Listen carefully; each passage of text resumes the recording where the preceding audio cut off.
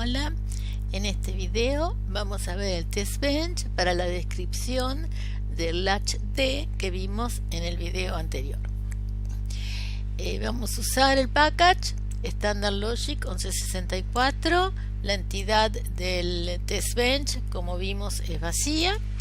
En la parte declarativa de la arquitectura, entre el is y el begin, definimos el componente, que es el latch D, y las señales propias del test bench. Esas señales, en este caso, corresponden a las señales del port del componente. Aquellas que son de entrada, les damos un valor por omisión, igual, dos puntitos igual, les pongo 0, que es 0 Standard Logic entre comillas simples, punto y coma. Después del begin comenzamos con el cuerpo de la arquitectura. Lo primero que hacemos en la etiqueta que yo llamo dat es instanciar el componente, que es el latch D. En port map hacemos el mapeo entre las señales del port del componente que se encuentran a la izquierda, las ponemos en columnadas con flechitas hacia la derecha, donde van las señales con los nombres que corresponden en el test bench. Luego tenemos un proceso. Vimos que todos los test bench tienen un proceso secuencial que se ejecuta una sola vez. Como los process en VHDL no tienen nombre, entonces usamos una etiqueta, donde ponemos siempre una etiqueta para después, al final, vemos, cuando lo cerramos, podemos poner en process y el nombre de la etiqueta. Así queda claro el código, por si hubiera más procesos. ¿Cuál es el que estamos cerrando? Bueno, vamos nuevamente. Siempre lo primero que hacemos es sacar por la ventana transcript un mensaje de caracteres ASCII. Lo hacemos con report, el mensaje que verificando el latch D entre comillas dobles, y luego ponemos severity note para hacer nada más que su mensaje. Acá puse un comentario para después, cuando lo vuelvan a ver al código, puedan acordarse de la explicación que voy a dar. Bueno, al ser un latch D, tienen la señal de habilitación, latch enable. Entonces, mi idea es ir dibujando las señales. Hago que esté habilitado el latch por un tiempo, luego inhabilitado, luego nuevamente habilitado y luego inhabilitado. Y para estos periodos de habilitación e inhabilitación voy dibujando la señal D. Decido que esa señal tenga un ancho. Ese ancho es arbitrario, pero no sería lógico hacer una señal que a veces tuviera un ancho de 1 nanosegundo, a veces 10. Digamos, el ancho debería ser siempre el mismo. Entonces, en forma arbitraria decidí que fuera de 8 nanosegundos. Ahora vamos a ver cómo lo genero. En la parte secuencial es muy importante ir modelizando los tiempos, los vamos a necesitar. Entonces, habíamos visto antes en la parte combinacional que una vez que dábamos un valor de entrada a una señal, esperábamos con wait for 1 nanosegundo, por ejemplo, suponiendo que estamos esperando que se propague la señal antes de leer la salida. Ahora, además de eso, voy a generar otros tiempos. Entonces, si vemos las hojas de datos de los latches, por ejemplo, vemos que hay una señal que se llama tiempo de establecimiento, que en inglés es tiempo de setup y se abrevia TSU. Ese tiempo es un tiempo en el cual la señal tiene que estar estable antes que se active la habilitación. En nuestro caso particular quiere decir que si escribimos la señal D, antes que cambie la señal latch enable, en este caso de 0 a 1, tiene que pasar un tiempo mínimo, que es el tiempo de setup. Entonces, fíjense acá, yo voy como dibujando esas señales y esos tiempos. Entonces, digo, la señal D de entrada es 0. Y antes de poner la señal latch enable, que se acuerdan por omisión le había puesto un 0, como valor inicial. Bueno, ahora le pongo un 1. Antes de hacer este cambio, genero ese tiempo de establecimiento. Por ejemplo, 2 nanosegundos. También el valor es arbitrario, es nada más que como para ver en el dibujo que se respetaron estos tiempos. Ahora lo habilité y posteriormente tengo un wait for 1 nanosegundo. Este es el tradicional que veíamos siempre. O sea que antes de preguntar el valor de la salida con el assert, espero que esa entrada, la última que escribí, se haya podido propagar. Así que es un tiempo de propagación. Entonces pregunto con el assert si, como la entrada está en 0 y está habilitado, la salida debería ser 0. Como siempre, si no se cumple esa condición, entonces se informa a través del report. Ahí especifico que estaba habilitado y cómo era la entrada. Si no se cumple la condición, entonces quiere decir que están dando mal la descripción. Por lo tanto, con severity failure se interrumpe la simulación. Ahora, en la práctica, algo que ya había mencionado, pero vale la pena repetirlo, es bastante difícil hacer bien los test bench. E inclusive puede estar bien la idea, pero por una distracción, yo acá, en lugar de preguntar por 0, por ejemplo, podría haber preguntado por 1. Sobre todo que uno hace pequeños bloquecitos, los copia y los pega, y después tiene que adaptarlos. Y puede quedar algún número sin adaptar correctamente. Entonces, lo más probable es que cuando estemos probando, los errores que obtengamos sean debido a errores del test bench, no a errores de la descripción. Entonces, no me conviene tener un severity failure. ¿Por qué? Porque no puedo ver las demás señales que tal vez no tenían error, y no puedo ver el dibujo de la señal porque directamente interrumpe, y yo al ver el dibujo podría darme cuenta que en realidad falló porque la pregunta estaba mal, pero la señal está bien dibujada. Entonces pierdo información, de manera que en el momento en que estoy diseñando el test bench, en lugar de poner failure, acá pongo warning, porque con warning en la ventana transcript me va informando que anduvo mal y dónde. Hasta me informa el tiempo que pasó hasta que anduvo mal, de manera que puedo precisamente ver dónde está la falla. Una vez que yo tengo el test bench comprobado, sé que anda correctamente, entonces lo cambio por failure. Ahora, cuando lo voy a usar, si se produce una falla, va a ser por culpa de la descripción. Esa es mi idea, por lo menos, para hacer los test bench. Ahora les decía que quería que que escribo nuevamente un D en 1 y antes estaba acá en 0, pase un determinado tiempo, que es el ancho del pulsito de D, que yo decidí que fuera 8 nanosegundos, en forma totalmente arbitraria.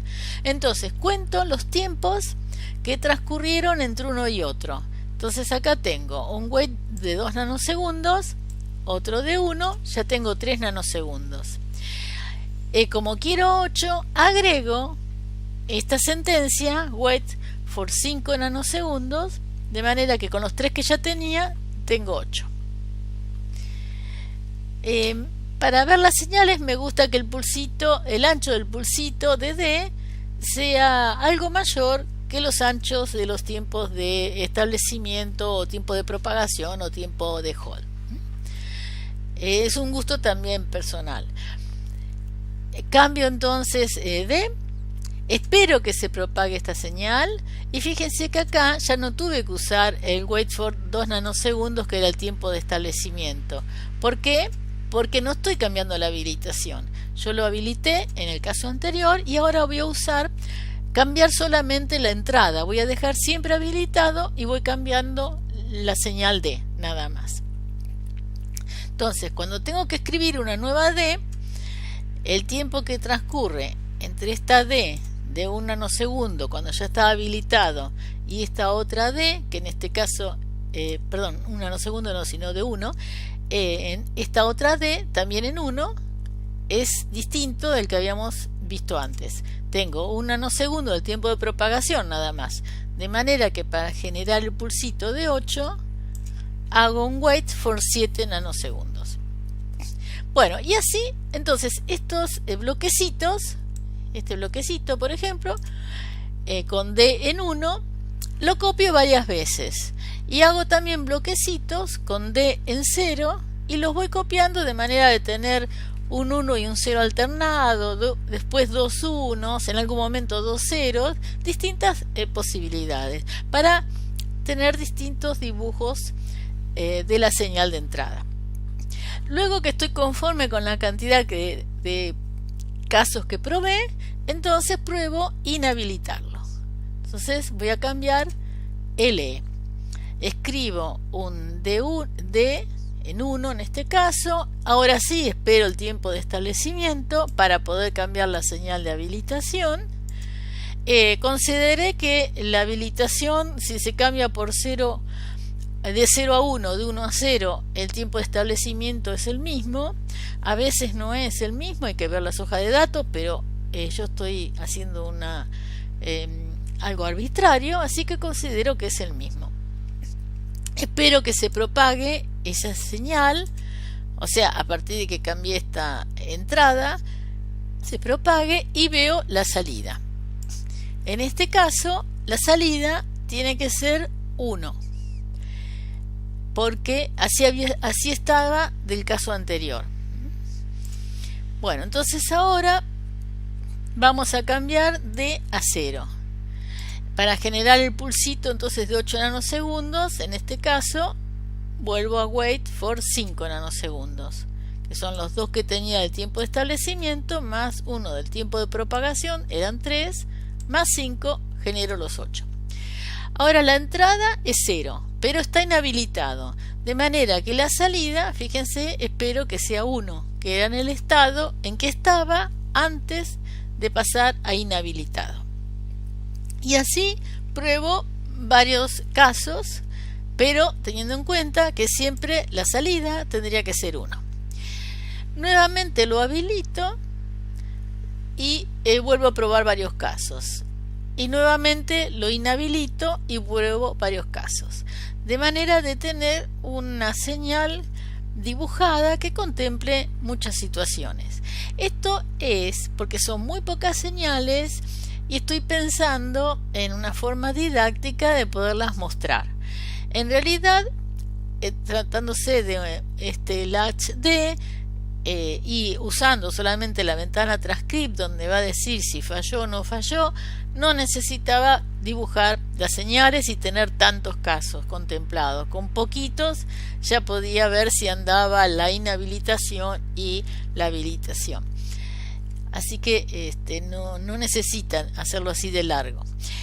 Una vez que estoy conforme con las señales que dibujé, bastante completo, si no hubo ningún error, o sea, no se interrumpió la simulación con failure, entonces voy a llegar al último report, donde pongo verificación exitosa, y es de tipo note. Con wait, recuerden que wait espera a ver si hay algún proceso que no se haya terminado todavía. Si ve que se llegó a un estado de estabilidad, entonces da por terminada la simulación. Entonces después tenemos el end process prueba y cerramos la arquitectura también con el end. Vamos a simular. Yo lo que hago es cerrar el test bench. Vamos a simulate, start simulation, en work elijo el test bench, ok. Una vez que se estabiliza, voy a la ventana de estructura, selecciono DUT, voy al menú superior, Add to Wave All Items in Region. Ahora voy a la ventana de formas de ondas y en la esfera gris elijo Toggle Left Names para ver directamente los nombres de mi descripción, de las señales de los ports. Veo los valores iniciales que yo les di en 0 y la U, que no la puse porque es una salida, quiere decir han definido, es el valor que le pone el VHDL. Ahora vamos a Simulate. Antes de ir a Simulate, me gustaría ordenar un poco las señales. para que sea más claro el análisis, siempre prefiero que las señales de habilitación estén arriba, entonces la arrastro. ¿Ven? Y además me gustaría que tuviera otro color, así que voy a Properties y voy a elegir un color que no sea rojo ni verde ni amarillo. Vamos a lila. Bueno, ahora sí, vamos a Simulate, Run All. Ahí está. Ahora hago clic en la ventana de formas de onda y voy a la lupa azul, que es Zoom Full, para ver todo el periodo de simulación en la ventana. Bueno, ¿por qué no elegí verde? Porque verde es como lo va a dibujar el Model Sim. ¿Por qué no elegí rojo? Porque rojo significa indefinido.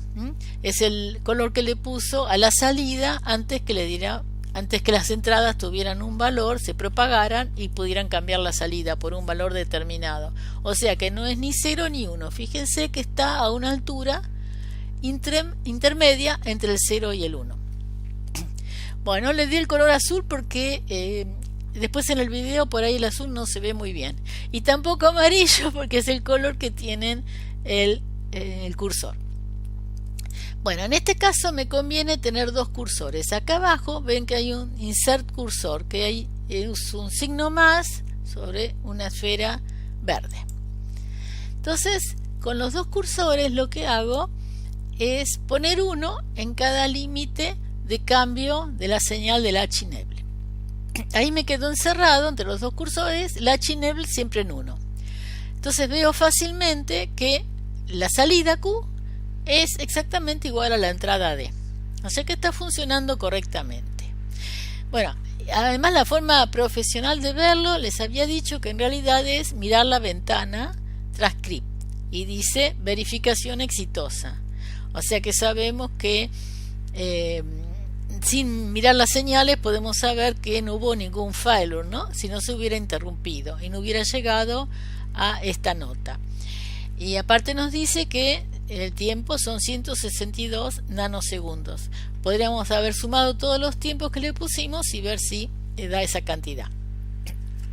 Pero es interesante en estos ejemplos tan sencillos poder tener las formas de las ondas. Acá vemos en la parte que el H-Enable está en 0. Cuando pasó de 1 a 0, la entrada estaba en 1 y entonces la salida estaba en 1. Y ahí quedó congelada todo el tiempo la salida en 1, mientras que la entrada vemos que fue cambiando. Ahora volvemos a la parte habilitada. Nuevamente copia. Fíjense que acá la entrada estaba en 0 y la salida en 1. Entonces cuando quedó habilitado, leyó ese 0 y generó este pulsito en bajo. Volvió a copiar, luego nuevamente inhabilitado. Entonces vemos que cambió la entrada, la salida quedó en el 0 en que estaba en el momento de la inhabilitación. Cuando se volvió a habilitar, acá al terminar, vio que la entrada estaba en 1, entonces pasó la salida de 0 a 1 generando este último pulsito. Bueno, espero que les haya sido útil, así que los espero en el próximo video. Muchas gracias.